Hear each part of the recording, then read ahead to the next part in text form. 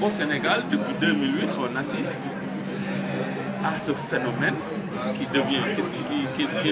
s'est exacerbé à cause de l'option politique du président Abdoulaye Wade sur la promotion de l'agrobusiness au détriment de l'agriculture paysanne. Alors que pour nous, notre conviction, c'est que l'agriculture paysanne, soutenue correctement, peut garantir la sécurité alimentaire et la souveraineté alimentaire au Sénégal. Toutes les initiatives, Plan REVA, Guana, Agrobiocarburant, ont été des sources d'accaparement des terres, et on connaît les histoires de Ban, les histoires de Fanaï. Et c'est un phénomène mondial. Aujourd'hui, on a vu tout ce qui se passe au Sénégal avec ces projets que Abdoulaye Wade avait mis en place. Aujourd'hui, quelle est la solution? Quel est le rôle de ENDA? Qu'est-ce que vous faites pour lutter contre ce phénomène? D'abord, nous disons deux choses. Stop. Il faut qu'on arrête l'accaparement des terres, ou bien certains appellent acquisition massive des terres. Il faut qu'on arrête pour le moment.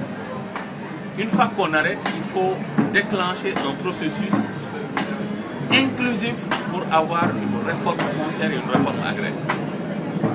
Un processus bien réfléchi avec l'implication de toutes les parties prenantes qui sont concernées par la question.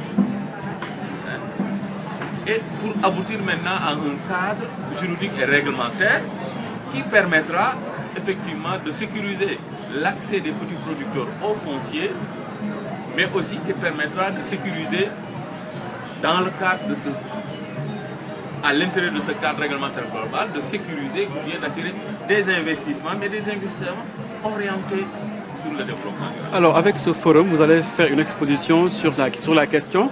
Est-ce que vous pensez qu'avec cette exposition, vous aurez au moins quelque chose à dire, ou bien est-ce que les gouvernements ou les États vont vous entendre à travers cette exposition que vous allez faire à Rio? Déjà, avant de venir à Rio, le 29 mai, nous avons organisé un forum sur la même question à la Maison de la Culture d'Outasek.